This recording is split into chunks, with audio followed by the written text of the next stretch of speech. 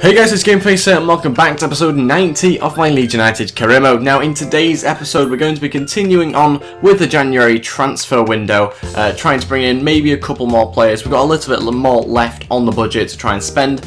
But before we get into things, if we could try and hit 20 likes on this video, that'd be absolutely fantastic. Also, if you haven't already, please go ahead and hit the subscribe button as well. Apologies this video didn't go up yesterday, but I'm starting a new series every Saturday, which is called GTA 5 Top Gear.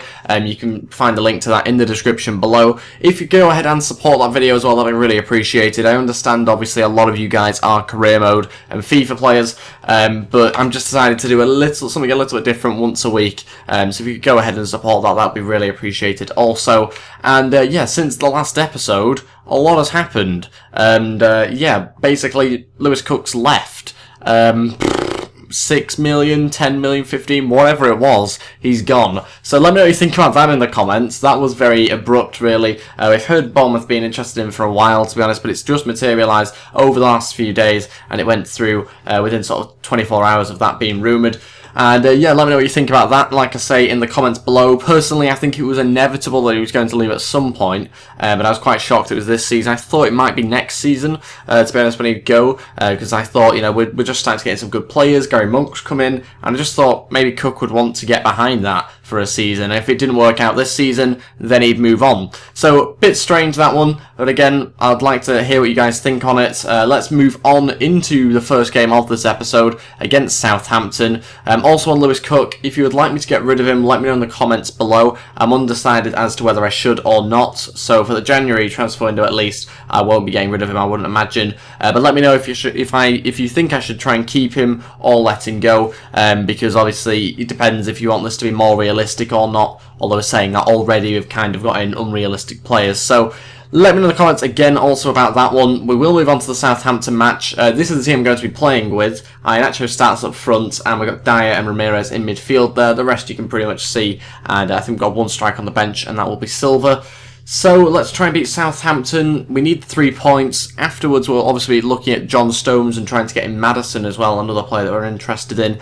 But for now, if we get 3 points, we could go as high as second, depending on the other results. Let's see how we get on. Also, a quick note, I think it might be the first game that I'm playing with Ep90, the new left mid that I've got in. Again, let me know if I'm pronouncing that one wrong in the comments below. But I'm pretty sure this is the first game I played with him. We might have simmed in the previous episode with him. It's obviously been a few days since I recorded, but I'm pretty sure this might be the first match with him. So let's see how he gets on. Hopefully he puts in a good shift for us and maybe contributes with some assists or goals. Oh, Cook's won it back off Van Dijk. That's brilliant from Lewis Cook.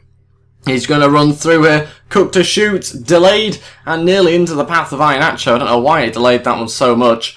Should have been a certain goal, but didn't really look too convincing after he just kind of stuttered over it for a long time. And by then, the chance had been gone, basically. Ramirez looking for Iheanacho. We're going to pull this one back here. Iheanacho on his left foot. It's blocked, but we've still got it. Cook again.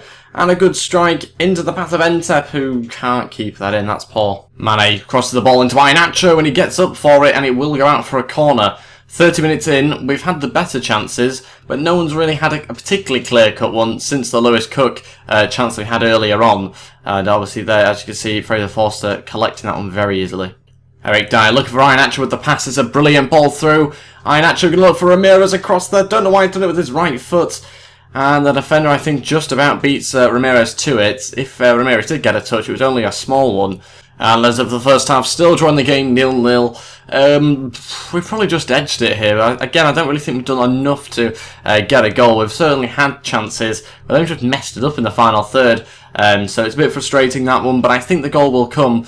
We just need a bit more luck. We've not really had that in the first half. I'm going to make all 3 changes now. Silva, Phillips and Bridcut will all come on. Eric Dyer, Cook and Iheanacho all come off. So decided also to try and move Ep90 into more of a left winger position now, just to try and get him on the ball a bit more. He's not really done a lot at all. Quite worrying, especially considering his stats. It looks like everything that I was after in a winger, to be honest. But yeah, he's not really lived up to those expectations. Hopefully, though, we've still got plenty of time here, maybe around 40 minutes, to try and get ourselves a goal. Ep90 cuts back inside, gonna look for Silva with the ball, and it's a good ball, Silva, 1-0. What a ball in from Ep90 that is, and a fantastic little cut back inside, brilliant header. You could almost see it before it happened as well. Fantastic little cut back in. He got an assist for us, but what a header this is from Silva as well. Just beats the full-back here. Lovely little ball in, and fantastic header. 1-0. Silva, the substitute, scores 7 goals in the league this season. Not great considering we're in mid-January, but we'll take it anyway. Calvin Phillips looking for Entep. This is a big chance from yet again. Entep trying to run through. He's lacking pace. Does he have to finish? No, Silva's also in there. That's surely going to be a corner. It looks like it will be. Entep looking really tired here. He might need to try and improve his stamina if we can. And Fraser Forster only just getting to that corner. Ramirez trying to set Calvin Phillips off. He's got plenty of energy. Can he get past Bertrand though? Does he have the strength? It appears he might not. Mane trying to cross it into Entep. That's going to be a foul. 90th minute here. Is this a good scoring chance? Do you know what? I'm going to have a go from here actually. Who do we have? Anybody decent? 74 overall, 74 rated Entep here. He might be the best at this range. 33 yards out. Can we get it over Wanyama in the back of the net? No, too much curl on it. And that is it. We've won the game 1-0. Maybe should have been more comfortable than it was, but at least we got the 3 points. Obviously, that sometimes happens on World Class where you don't really get the goals that you maybe deserve. 2 match highlights. Wow, that pretty much sums up the game, to be honest. But we did have most shots on target and most shots in general, so that's quite good. Entep also got man of the match, I think, or he got the highest rating anyway for our team. I think it was an 8 rating, which isn't too bad as well for his first game that I've played with him. He didn't really get on the ball too much, but I'll let him off. He got an assist that game, so I can't complain too much. And yeah, let's get on with having a look at some emails. So transfer offer in for Jack Butland, and 17.5 million. We've also got one for 22.5 million as well. Quite a lot. Ajax and PSV, both of the Dutch teams looking to try and get Butland in. I might just have to have a little think about this one before I decide on it. Coventry have come back and said unacceptable because they are interested in the player, but they want 4.3 million as well as Alex Mowatt for Maddison. Now, we're looking at him as a new centre attacking mid potentially. He's English and quite young, and obviously we've not been really using Alex Mowatt too much because he's not that fast. So we'll have a little look at the budget now and maybe try and put in a different bid for Maddison. They want 4.3, we're going to go 3.5 and Alex Mowatt. Hopefully they agree. So he's only got 6 months left on his deal. Surely they've got to agree with it. And oh my days. Also have actually matched the deal, the £26 million deal. So we need to get a new goalkeeper, assuming that transfer negotiations don't break down or anything like that.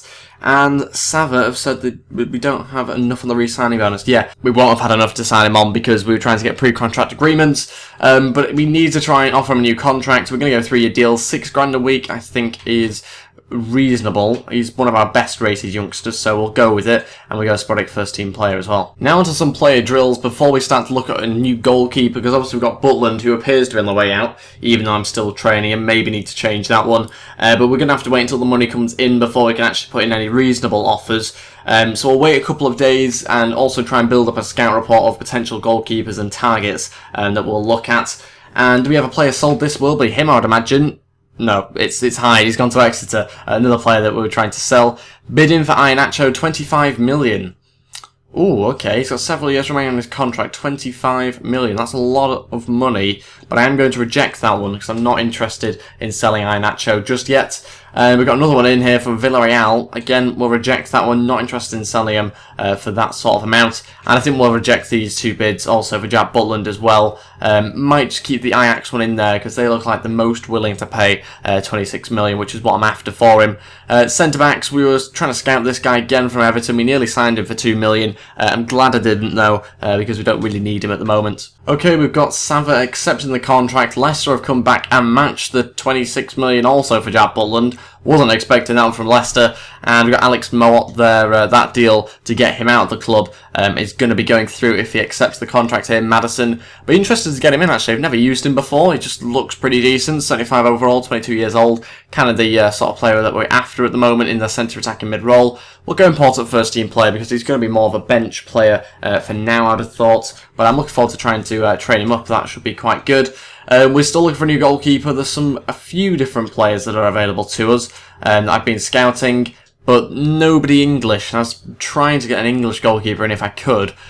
Sa is looking the most likely at the moment, but 78 overall, he doesn't look fantastic. Also, Courtois has got his contract running out, so we might be able to get him on the cheap, but again, that's maybe a little bit unlikely. His value is 30 million, and I can't see Chelsea wanting too much under that for him.